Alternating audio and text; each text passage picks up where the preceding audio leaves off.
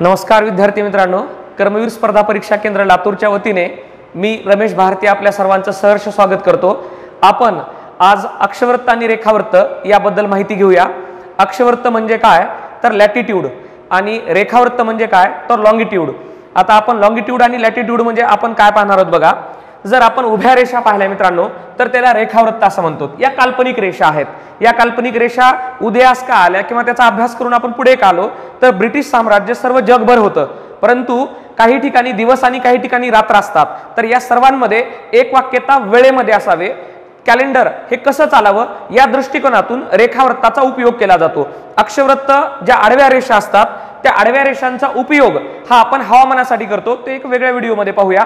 अक्षवृत्त आणि रेखावृत्त दोघांचा मिळून काय कशासाठी उपयोग होतो तर एखाद्या देशाचं स्थान निश्चितीसाठी आपल्याला उपयोग होतो। एखाद्या एक्झाम मध्ये तुम्हाला नक्की विचारतील की एखाद्या देशाचं स्थान निश्चित करण्यासाठी अक्षवृत्त फक्त लागतो, रेखावृत्त लागतो, अक्षवृत्त रेखावृत्त लागतो की वरीलपैकी सर्व, तर आपल्याला किंवा यापैकी नाही, तर आपल्याला अक्षवृत्त आणि रेखावृत्त हे दोन्ही लागतात। जर आपल्याला स्थान निश्चिती एखाद्या देशाची करायची असेल तर अक्षवृत्तावरून फक्त अक्षवृत्त जर एखाद्या देशाचा दिलेला असेल तर त्या देशामधील अक्षवृत्तावरून हवामानाची स्थिती आपल्या लक्षात येते, आणि रेखावृत्त जर एखाद्या देशाचा जर मिळाला किंवा एखाद्या स्थानाचा जर मिळाला तर आपल्याला त्या ठिकाणची वेळ काय असेल ही वेळ आपल्याला ठरवता येते। मित्रांनो, जर आज आपण ह्या व्हिडिओमध्ये पाहिलात तर आपल्याकडे सायंकाळचे 7:30 वाजलेले आहेत, म्हणजे रात्रीचे 7:30 वाजलेले आहेत भारतामध्ये।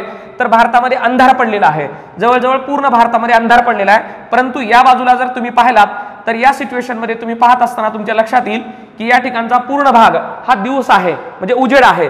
तर या ठिकाणी आपण जर पाहिलं तर या ठिकाणचा जो कतार आहे तर हा कतार आता मावळत आहे, त्याच्या बाजूला सौदी अरेबिया असेल ते असेल, सौदी अरेबिया नंतर या ठिकाणचा इस्रायल पॅलेस्टाईनचा भाग असेल, UK असेल, हा भाग असेल, दक्षिण आफ्रिकेमधले काही देश असतील, तसेच या बाजूला जे अमेरिकेतले देश आहेत या ठिकाणी आत्ताच सकाळचे काय झालेले असतील 1-2 तास झालेले असतील। म्हणजे हे जर आपण पाहिलं तर जेवढा भाग तुम्ही हा डार्क पाहत आहात तर या भागामध्ये काय आहे दिवस सुरू आहे, आणि जेवढा हा भाग पाहत आहात हा भाग बाकीचा जो अंधार आहे तर हा काळा भाग जो असतो हा जो दिसतो या ठिकाणी रात्र आहे। आता तुम्ही पाहत असाल की आपण जर पूर्ण अभ्यास केला तर इकडे नॉर्थ म्हणजे याचा अर्थ उत्तर भाग आहे, हा दक्षिण गोलार्ध आहे, त्यानंतर इकडे पूर्व आहे आणि पश्चिम आहे। तर ही सिच्युएशन काय आहे की पृथ्वी ही या बाजूला फिरते, म्हणजे पृथ्वी ही पश्चिमेकडून पूर्वेकडे असं काय असते फिरत असते। हे जर असे फिरत असेल तर सूर्य तर त्या दिशेला आहे, म्हणजेच हा भाग पहिल्यांदा काय होईल म्हणजे आता सुरुवात उगवत्या सूर्याचा देश जो म्हणतो तो आपण म्हणतो जपानला, उगवत्या सूर्याचा देश जपानला म्हणतो, त्यालाच काय म्हणतो कारण काय झालेलं आहे की इंग्लंडने म्हणजे पूर्ण ब्रिटिशांनी आपल्याला एक आंतरराष्ट्रीय वॉर रेषा आणि त्यानंतर ग्रीनिज म्हणजे मूळ रेखावृत्त हे असावेत या संदर्भात 1884 पासून सर्व देशांकडे कॉन्फरन्स घेऊन एक मागणी करण्यात आली होती, आणि त्यानंतर एक ग्रीनिज रेखावृत्त ज्याला आपण म्हणतो शून्य रेखावृत्त तोही निश्चित केलेला आहे, आणि एक आंतरराष्ट्रीय वार रेषा निश्चित केलेली आहे। त्याचाच भाग आपण येथे पाहणार आहोत की आंतरराष्ट्रीय वार रेषा हे नेमके कुठे आहे, आणि नेमकं याच ठिकाणी आपल्याला हेही पाहिजे की शून्य रेखावृत्त। ओके मित्रांनो, आपण पाहूया पृथ्वी आताच आपण पाहिली की गोल होती, जिओइड प्रकारची गोल पूर्णपणे म्हणजे पश्चिमेकडून पूर्वेकडे अशी फिरायची। आपण पाहिलं तर या पृथ्वीचा अभ्यास करण्यासाठी आपण काय करूया 2 भाग करून या पद्धतीने ओपन करूया। जो ग्लोब होता तो ग्लोब काय करूया आपण आता ओपन करूया, म्हणजे पृथ्वी जी गोल होती त्याला आपण आता काय करूया असं हे जे गोल होतं त्याला आपण चपट करूया किंवा असं स्क्रीनवर अभ्यास करण्यासाठी घेऊया। याला जर दुमडलं, हा जो नकाशा आहे असा आहे, याला जर दुमडलं तर अगोदर जसं आपण घेतलं होतं त्या पद्धतीने आपल्याला पृथ्वी पाहायला मिळेल। म्हणजे आपण अगोदर ज्या पद्धतीने घेतलं होतं मित्रांनो तर हे या पद्धतीने पुन्हा पृथ्वी आपल्याला मिळेल। आपण रेखावृत्ताचा अभ्यास केला, हे शून्य रेखावृत्त ज्याला मूळ रेखावृत्त असे म्हणतात। आपल्याला परीक्षेला असं विचारतात की कोणत्या रेखावृत्ताला मूळ रेखावृत्त असं म्हणतात। शून्य रेखावृत्त, 1 अंश रेखावृत्त, 180 अंश रेखावृत्त, पूर्व उत्तर या पद्धतीने आपल्याला प्रश्न विचारतात। तर या ठिकाणी बघा याला काय म्हणतात मूळ रेखावृत्त, आणि यावरून काय होतो की जगाची प्रमाण वेळ स्टँडर्ड हो काही प्रमाण वेळ आपण प्रमाण वेळ मानण्यासाठी जगाने प्रमाण वेळ मानण्यासाठी कोणतं रेखावृत्त गृहीत धरलेलं आहे मित्रांनो शून्य रेखावृत्त, आणि ते कुठल्या शहरापासून जातं तर लंडन मधल्या ग्रीनिज येथून ते जातं। मग आपण त्याचा अभ्यास करणार आहोत। आता हे शून्य रेखावृत्त केल्यामुळं म्हणजे हे शून्य रेखावृत्त या पद्धतीने गृहीत धरल्यामुळे काय झालं की पृथ्वीचा इकडचा भाग हा पूर्व भाग आहे, म्हणून आपण याला पूर्व गोलार्ध म्हणतो। इकडचा भाग जो आहे मित्रांनो तो पश्चिम गोलार्ध आहे, त्याच्यामुळे आपण याला पश्चिम गोलार्ध म्हणतो। तर या दिशेला जर आपण चाललो तर टाइम आपण प्लस करतो आणि या दिशेला जर चाललो तर आपण टाइम काय करतो मित्रांनो, मायनस करतो. मग आता हा प्लस मायनसचा काय खेळ आहे हे आपण पुढे एका व्हिडिओमध्ये पाहणारच आहोत. तर या दिशेला जात असताना वेळ प्लस का करतात, कारण हे शून्य रेखावृत्त जर असेल, जर या ठिकाणी आपण म्हटलं की 12 वाजलेले असतील तर भारत हा या रेखावृत्तापासून 82.5 आपण गृहीत धरलेली प्रमाण वेळ आहे आपली 82.5. जर 82.5 जर असेल 82.5 पूर्व रेखावृत्त, तर जर रात्रीचे 12 वाजलेले असतील, रात्रीचे जर 12 वाजलेले असतील लंडन येथे, तर आपल्या भारतामध्ये 5.5 तास प्लस करून जेवढे वाजलेले असतील ती प्रमाण वेळ आपण काय करतो, घेत असतो मित्रांनो. म्हणजे भारत हा 5.5 तास अंश काय आहे पुढे, 5.5 तास वेळ काय आहे पुढे आहे. तर आता आपण ते अभ्यास करत असताना पुढल्या व्हिडिओमध्ये तर अभ्यास आपण ते करणारच आहोत, पण या व्हिडिओमध्ये आपण काय पाहणार आहोत मित्रांनो, आपल्या एक्झामला बऱ्याच वेळेला काय करतात की आपण जी प्रमाण वेळ मानलेली आहे, जे आपण हे प्रमाण वेळ मानतो, तर या प्रमाण वेळेच्या बाबतीत असं विचारतात की हा जो शून्य रेखावृत्त आहे, तर हा शून्य रेखावृत्त नेमका कोणकोणत्या देशामधनं गेलेला आहे, तर आपल्याला तो अभ्यास करावा लागेल. पहिल्यांदा पहा UK म्हणजे काय, युनायटेड किंगडम. हे युनायटेड किंगडम मधून गेलेला आहे. दुसरा देश जर पाहिला तर हा दुसरा देश आहे फ्रेंच. फ्रेंच नंतर आपण स्पेन पाहतो, त्यानंतर आपण अल्जेरिया पाहतो, अल्जेरिया नंतर माली, माली नंतर ही बुर्केना फेसा म्हणून एक पाहतो, फोसा म्हणून पाहतो, त्यानंतर घाना देश पाहतो आणि टोगो पाहतो. टोगो या पद्धतीचे देश पाहतो आणि त्यानंतर इथला जो अंटार्क्टिका आहे त्या अंटार्क्टिकापासून आपण एक प्रमाण वेळ मानलेली आणि एकदम सरळ आणि स्ट्रेट लाईन आहे. याला कुठेही वाकडं करण्यात आलेलं नाही किंवा त्याला वळवण्यात आलेलं नाही, कारण ही प्रमाण वेळ आहे. 0° मूळ रेखावृत्त असं त्याला संबोधतात. कोणकोणत्या देशातनं जातं तर पुन्हा पहा, United kingdom, UK, France, Spain, Algeria, त्यानंतर माली, बुर्केना, घाना आणि टोगो या देशांमधून जातो. मग तुम्हाला प्रश्न कसा विचारला जाईल की आपल्या परीक्षेमध्ये असा प्रश्न विचारला जाईल की मूळ रेखावृत्त, प्रमाण रेखावृत्त किंवा मूळ रेखावृत्त पुढील पैकी कोणत्या देशामधून जात नाही किंवा पुढील पैकी कोणत्या देशामधून जातो, तर या यादीमधलं एक नाव देतील आणि बाकी दुसरे नाव देतील.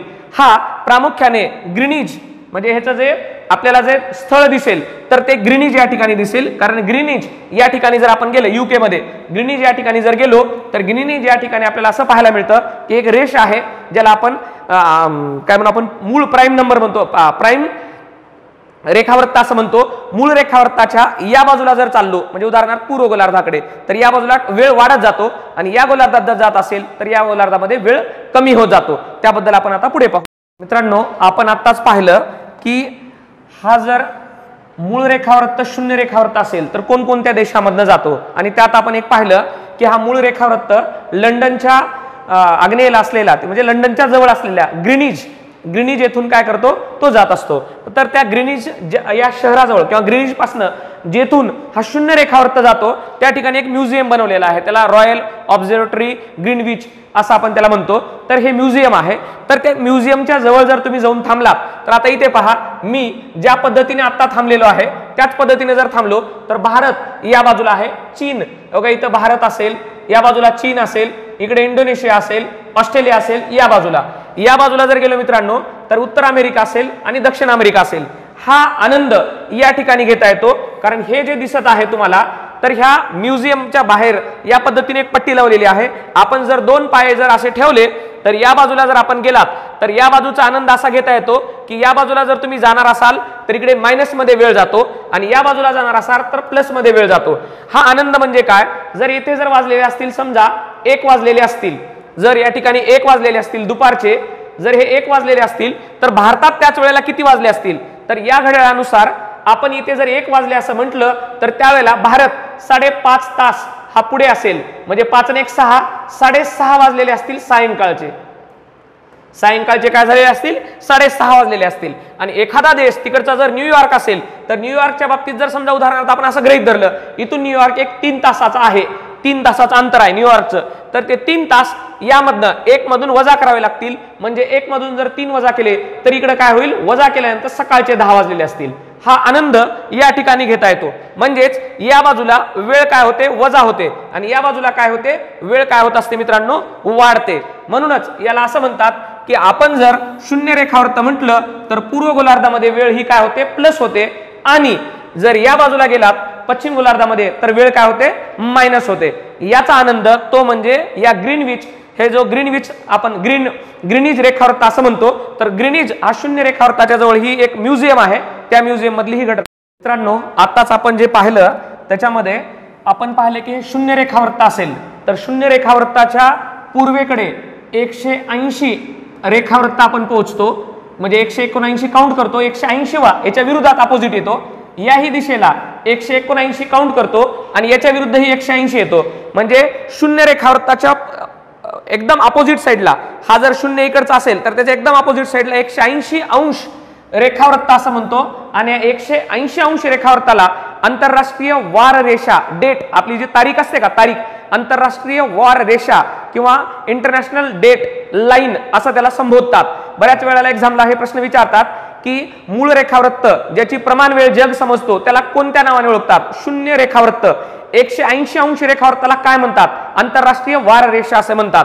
तर या आंतरराष्ट्रीय वार रेषेची एक गंमत अशी आहे मित्रांनो की हे ऍडजस्टमेंटचा प्रकार आहे. ऍडजस्टमेंटचा प्रकार म्हणजे काय, सगळ्या देशांमध्ये कोणत्याही म्हणजे कॅलेंडर कसे तयार व्हावेत, कॅलेंडरनुसार देश कसे चालावेत आणि वेळ कशा चालावेत यानुसार हे ब्रिटिशांनी तयार केलेलं आहे. म्हणजे 1894 ला एक इंटरनॅशनल कॉन्फरन्स झाली आणि त्या कॉन्फरन्समध्ये सर्वांचं एकानुमत झालं आणि त्यातनं हे उद्भवलेले गोष्टी आहेत.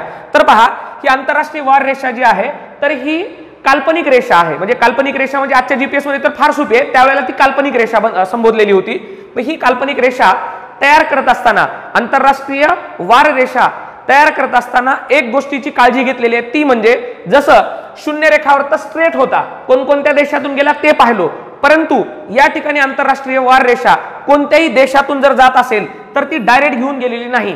नाहीतर मग असं झालं असतं की अर्ध्या ऑस्ट्रेलियामध्ये 3 तारीख राहिली असती आणि अर्ध्या ऑस्ट्रेलियामध्ये 2 तारीख राहिली असती. मग त्यांनी काय काळजी घेतलेली आहे की या देशांना, म्हणजेच आता कोणत्या देशाला कोणत्या देशाच्या जवळचं, कोणत्या खंडाच्या जवळचं किंवा कोणत्या मोठ्या देशाची बाजारपेठ किंवा व्यापार हा त्यांच्याशी जवळचा आहे त्यानुसार त्याला थोडंसं वळवते करण्यात आलेलं आहे. तेही पाण्याच्या मार्गाने म्हणजे पाण्यावरून टाकण्यात आलेली आहे किंवा ती मानली गेलेली आहे. तर पहा हे इथून येत असताना आपण पाहतो की या ठिकाणी हे अलास्का, म्हणजे अलास्का जे आहे तर हे USA अमेरिका, या बाजूला सायबेरिया देशाचा हा शेवटचा भाग म्हणजे रशियाचा सायबेरियाचा भाग आणि अमेरिका खंडामधला हा अलास्काचा भाग. तर इथून बेरिंग नावाचा जो बेरिंग सी म्हणतो आपण त्याला, तर त्या बेरिंग सी पासून याला वळती करण्यात आलेला आहे.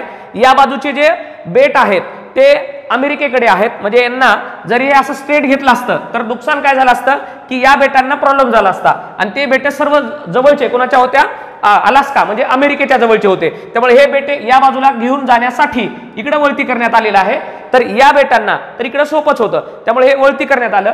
ही जसं इकडे वळती करून इथले बेट अमेरिकेकडे गेले त्याच पद्धतीनं ही रेष खाली येताना पाण्याच्या मार्गाने आले आणि ज्या वेळेला पाहतो किरिबाती नावाचा देश आहे. जर या ठिकाणी स्ट्रेट लाईन ओढली असती तर हे किरिबातीला अडचण अशी होती की ही किरिबाती बेटे न्यूझीलंडच्या आसपासचे जे ऑस्ट्रेलिया आणि न्यूझीलंडच्या आसपासचे जे किरिबाती, तुलुवा, सोमया, टोंगा, फिजी हे जे काही छोटे छोटे देश आहेत यांचा सर्व व्यापार हा ऑस्ट्रेलियाशी रिलेटेड होता. त्यामुळे टोंगा, फिजी, ही किरिबाती यांना सोयीस्कररित्या त्यांची सोय होण्यासाठी ही रेषा इथे इकडे वळती करून पाण्याच्या मार्गाने ही आपण पाहतो अशी संबोधित करण्यात आलेली आहे. त्यामुळे तुम्हाला असाही प्रश्न विचारतील की आंतरराष्ट्रीय वार रेषा सर्वात जास्त कोणत्या ठिकाणी वळती करण्यात आलेली आहे, कोणत्या देशाच्या जवळ वळती करण्यात आलेली आहे, तर ती किरिबाती या देशाजवळ. म्हणजे जर हे 180 अंश असेल तर जवळजवळ 30 अंश त्याला वळती करण्यात आली आहे किरिबाती जवळ. तर हा प्रश्न कदाचित मित्रांनो तुम्हाला येऊ शकतो. त्यामुळे हे किरिबाती या बाजूला वळती करण्यात आलं आहे. आणि याच्या आसपासचे देश जर बघितलं तर इकडे रशियामधला सायबेरिया आहे, अलास्का आहे, हीच रेषा पाण्याच्या मार्गाने म्हणजेच येते.